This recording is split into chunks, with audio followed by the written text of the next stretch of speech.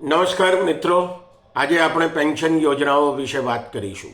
ભારતમાં અત્યારે 3 પ્રકારની પેન્શન યોજનાઓ થઈ ગઈ સરકારી કર્મચારીઓ માટે. એક ઓપીએસ ઓલ્ડ પેન્શન સ્કીમ, જૂની પેન્શન યોજના. બીજી એનપીએસ નેશનલ પેન્શન સ્કીમ. અને ત્રીજી જે હમણાં જ મોદી સરકારે જાહેર કરી તે યુનિફાઈડ પેન્શન સ્કીમ યુપીએસ. આ ત્રણમાંથી કઈ પેન્શન યોજના સારી તેને વિશે આપણે નિર્ણય કરવાનો રહે છે. યુનિફાઈડ પેન્શન સ્કીમ શું છે? સૌપ્રથમ આપણે તેને વિશે વાત કરીએ. તેમાં કર્મચારી નિવૃત્ત થાય એટલે તેને છેલ્લા 12 મહિનાના તેના પગારની સરેરાશના 50% જેટલું પેન્શન મળે. તે માટે કર્મચારીને નોકરીમાં 25 વર્ષ થયેલા હોવા જોઈએ. કર્મચારીએ દર મહિને પેન્શન માટે પગારના 10% જેટલો ફાળો આપવાનો અને સરકાર 18.5% જેટલો ફાળો આપે. આમ પગારમાંથી પ્રોવિડન્ટ ફંડ અને પેન્શન બંનેની રકમ કપાય એટલે પગારમાંથી ઓછામાં ઓછી 18.33% જેટલી રકમ કપાઈ જાય. પેન્શન પર મોંઘવારી ભથ્થું પણ મળે.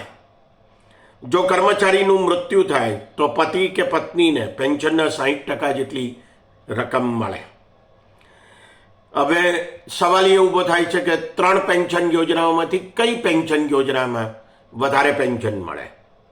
યુપીએસ યુનિફાઈડ પેન્શન સ્કીમ કે જે હમણાં જ જાહેર કરવામાં આવી તેમાં એનપીએસ કરતાં વધારે પેન્શન મળે, પણ ઓપીએસ કરતાં તો ઓછું જ પેન્શન મળે.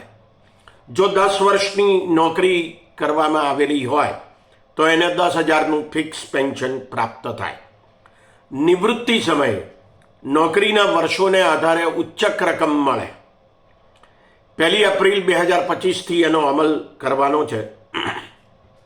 સરકારે એમ કહ્યું છે કે કર્મચારી એનપીએસ અથવા યુપીએસ બેમાંથી કોઈ પણ એક વિકલ્પ પસંદ કરી શકે છે, પણ જો એકવાર પસંદગી કરવામાં આવે તો પછી એ પસંદગી બદલી શકાય નહીં.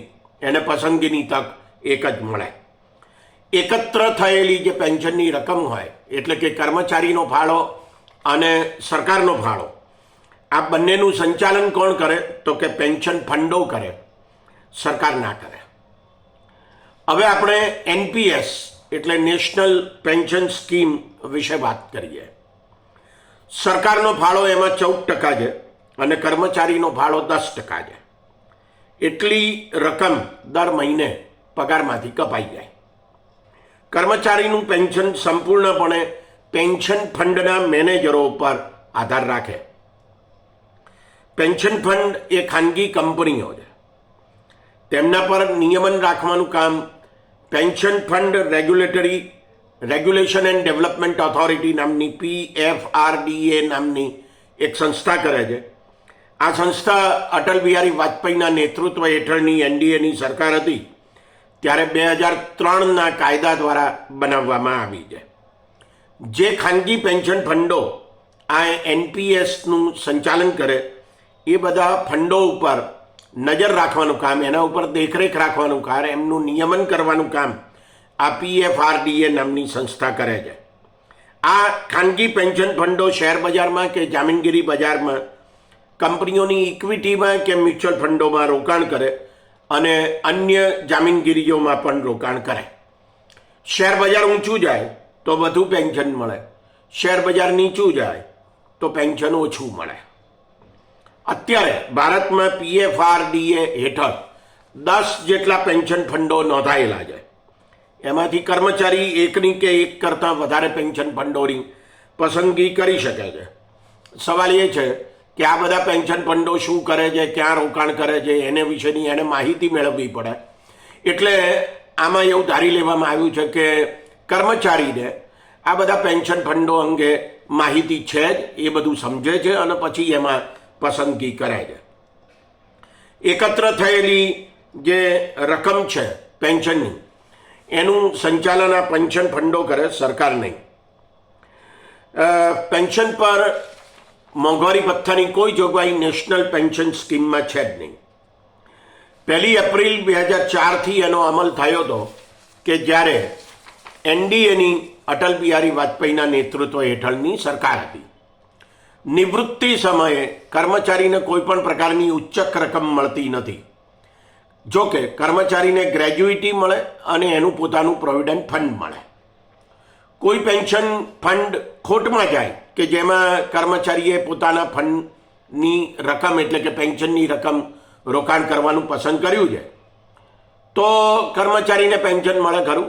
એ તો કર્મચારીનું નસીબ, કારણ કે પેન્શન ફંડ ખોટમાં ગયું, બંધ પણ થઈ જાય પેન્શન ફંડ, એવું પણ બને તો શું? આ સવાલ ઘણો મોટો છે. જેમ કે દેશનું સૌથી મોટું પેન્શન ફંડ અત્યારે જો કોઈ હોય તો એ SBI પેન્શન ફંડ છે કે જેમાં પેન્શનની 36% જેટલી રકમ રોકાયેલી છે. આ પેન્શન ફંડે 800થી વધારે કંપનીઓમાં રોકાણ કરેલું છે. એમાં નફો મળે પણ ખરો અને ના પણ ન મળે.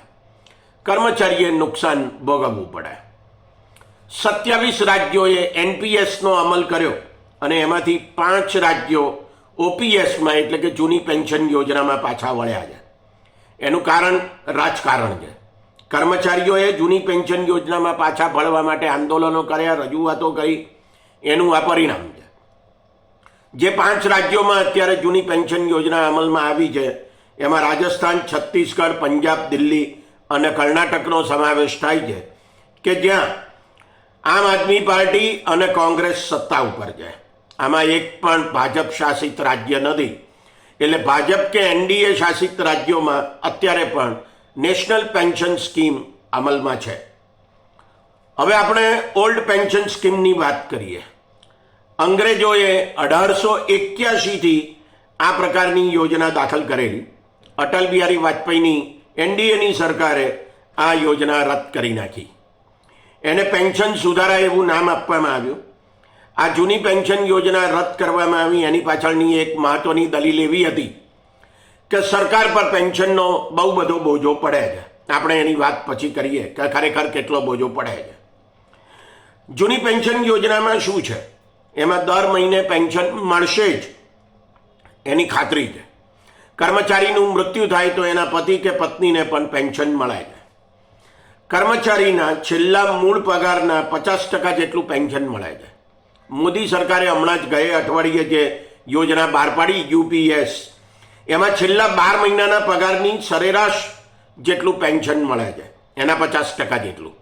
એટલે એનો અર્થ એવો થાય કે છેલ્લા 12 મહિના દરમિયાન તો એક ઇન્ક્રીમેન્ટ પણ આવ્યો હોય, ઇજાફો આવ્યો હોય, મોંઘવારી ભથ્થા 2 આવ્યા હોય, એ બધાની એવરેજ કરવામાં આવે અને પેન્શન ગણવામાં આવે. એનો અર્થ એવો થાય કે UPSમાં જૂની પેન્શન યોજના હેઠળ પેન્શનની રકમ તો ઘટી જ જાય. એટલે જે કંઈ પગાર વધ્યો છે એનો લાભ પેન્શનમાં મળે નહીં. નિવૃત્તિ સમયે 10 વર્ષની પેન્શનની રકમના 40% જેટલી રકમ ઉચ્ચક રકમ તરીકે જૂની પેન્શન યોજનામાં મળે છે. આ રકમ ઘટી જાય છે એ એક હકીકત છે નવી પેન્શન યોજનામાં અને નેશનલ પેન્શન સ્કીમમાં. પેન્શન પર દર 6 મહિને મોંઘવારી ભથ્થું મળે છે અને સરકાર બધો જ પેન્શનનો ખર્ચ ઉઠાવે છે. એટલે આ રીતે જોઈએ તો આપણે આ 3 પેન્શન યોજનાઓની તુલના કરવાની આવશ્યકતા ઊભી થાય. OPSમાં પેન્શન મળે, UPSમાં પણ પેન્શન મળે, પણ NPSમાં પેન્શન ના પણ મળે. OPSમાં કર્મચારીએ પોતે ફાળો આપવાનો નથી, એને ફાળો આપ્યા વિના પેન્શન મળે છે. જ્યારે NPSમાં અને UPSમાં કર્મચારીએ પોતે ફાળો આપવાનો છે, એટલે કે પોતાની રકમ ઉપર એને પેન્શન મેળવવાનું છે.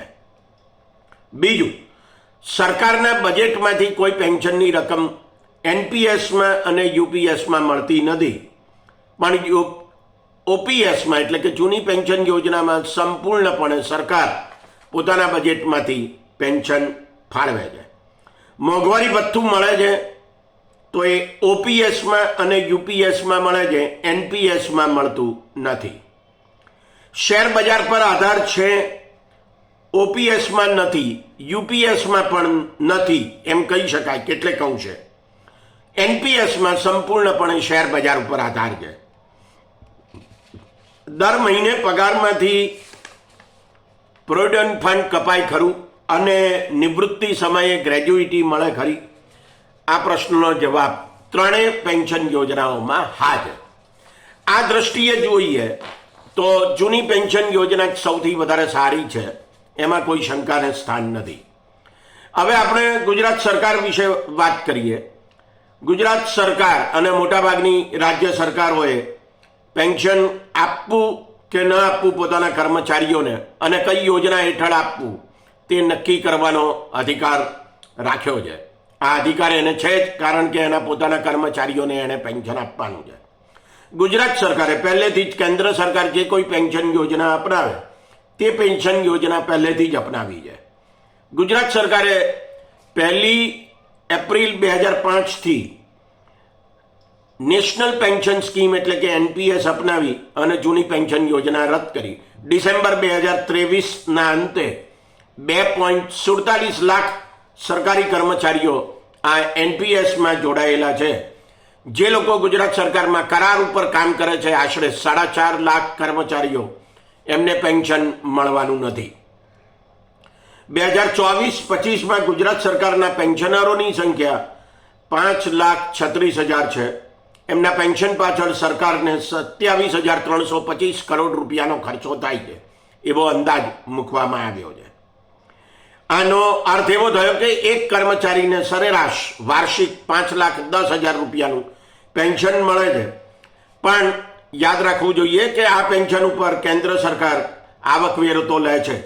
એટલે પેન્શનની રકમમાં આશરે 10% રકમ જેટલો આવકવેરો કપાઈ જાય તો એટલું પેન્શન તો ઘટે. જેમ પેન્શન વધે એમ કેન્દ્ર સરકારને આવકવેરાની આવક વધારે થાય એ એક હકીકત છે. ગુજરાત સરકારનું 2024-25નું એટલે કે ચાલુ વર્ષનું જે બજેટ છે એ 3,29,000 કરોડ રૂપિયાનું છે અને એમાં પેન્શનની રકમ 27,325 કરોડ રૂપિયા જેટલી જ છે. એટલે એ કુલ બજેટના માત્ર 8.31% જેટલી રકમ થાય છે. આ રકમ કોઈ બહુ મોટી રકમ છે એવું કહી શકાય એમ નથી. જૂની પેન્શન યોજનામાં કર્મચારીને નિવૃત્તિ પછીના જીવન નિર્વાહ માટે કોઈ ટેન્શન રહેતું નહોતું. જે એનપીએસમાં તો રહે છે, યુપીએસમાં એ થોડુંક દૂર થયું છે, પણ પેન્શનની રકમ ખાસ્સી ઘટી જાય એવી શક્યતાઓ છે. 2022માં વિધાનસભાની ચૂંટણી ટાણે કોંગ્રેસ અને આમ આદમી પાર્ટીએ જૂની પેન્શન યોજનાનો અમલ કરવામાં આવશે એવું વચન આપ્યું હતું, પણ ગુજરાતના લોકોએ આ બેમાંથી કોઈ પણ પાર્ટીને સત્તા ઉપર બેસાડી નથી. મિત્રો, જૂની પેન્શન યોજના વધારે સારી યોજના છે અને એ કર્મચારીઓને ટેન્શન મુક્ત કરે છે, એ એક હકીકત છે. નમસ્કાર.